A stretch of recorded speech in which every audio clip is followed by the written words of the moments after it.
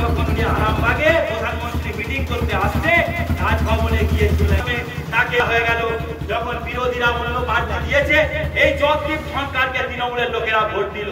এই হচ্ছে তৃণমূলের চরিত্র। আজকে বলছে দ্বিতীয় দফার ভোটের পরে আমি, উনি কোথায় ছিলেন?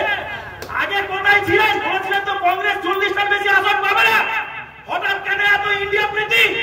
বেরিয়ে চলে এলেন, আসলে দাদাকে বলে রাখলেন যে আমি দরকারে তোমার সাথে আছি।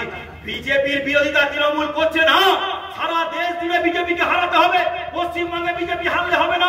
এনআরসি 100 দিনের কাজ, গরিবের কাজ, এই যদি চালাতে হয়, স্বার্থ, দলিতদের স্বার্থ, মহিলাদের স্বার্থ, ক্ষমতার বস্ত্র থেকে নরেন্দ্র মোদীকে হারাতে হবে, তাহলে সারা দেশ জুড়ে বিজেপির বিরুদ্ধে আন্দোলন করে। আমরা কর্ণাটকে, আমরা তামিলনাড়ুতে, আমরা রাজস্থানে, আমরা বিহারে, আমরা উত্তরপ্রদেশে কংগ্রেসকে নিয়ে, কোথাও আপকে নিয়ে, কোথাও রাষ্ট্রীয় জনতা দলকে নিয়ে, কোথাও মুলায়মের ছেলেকে নিয়ে আমরা সর্বত্র জোট করেছি এই স্বৈরাচারী বিজেপিকে হারানোর জন্য।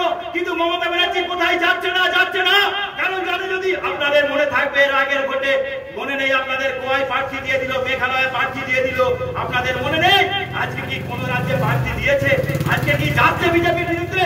অন্য রাজ্যে প্রচার রেগে যাবে, ও বিজেপি বিরোধী নয়, ও বিজেপির বিরুদ্ধে কৌশল নাই ভোটে জেতার জন্য। তাই দিল্লি থেকে বিজেপিকে হারাতাম ভোটের প্রার্থী, আপনাকে দীপশিখাধরকে ভোট দিতে হবে। আপনি ভাববেন না আদি পাড়ায় আপনি যাবেন, কত ভাড়া জানেন? ৫০ থেকে ১৮ টাকা। আপনি ভাববেন না আজকে বাসে উঠবেন, দেখবেন কোন রুট চার্ট আছে, কোন ফেয়ার টেবিল আছে? ২৬-এ উঠুন, কোন ফেয়ার টেবিল নেই, এখানে আরটিও নেই, রিজিওনাল ট্রান্সপোর্ট অথরিটি নেই, কোন তালিকা নেই। যা চাইবে আপনাকে দিতে হবে। একইভাবে আপনারা দেখুন পাড়ায় পাড়ায় এরকম স্বঘোষিত মাদকবাদ তৈরি হয়ে গেছে, আল ভাগ আছে, তাদেরকে টাকা দিতে হবে, তাহলে সরকারি জমি, অবৈধ পারমিশন, লুট, সমস্ত কিছু হবে। আমাদেরকে সেই তৃণমূলের অত্যাচারের বিরুদ্ধে রুখে দাঁড়াতে হবে, বিজেপির জুমলাবাজির বিরুদ্ধে রুখে দাঁড়াতে হবে। আমার দৃঢ় বিশ্বাস আইন অঞ্চলের মানুষ, মাদপুরের মানুষ, আকুড়ির মানুষ তাদের প্রিয় প্রার্থী দীপশিখাধরকে বিপুল ভোটে জয়যুক্ত করবে। নতুন সম্ভাবনা তৈরি হয়েছে। আমরা ৪ তারিখ বিজয় মিছিল করবো আইন অঞ্চলের মানুষকে নিয়ে। সকলকে ধন্যবাদ জানিয়ে আমি আমার বক্তব্য শেষ করছি। ইনকিলাব জিন্দাবাদ।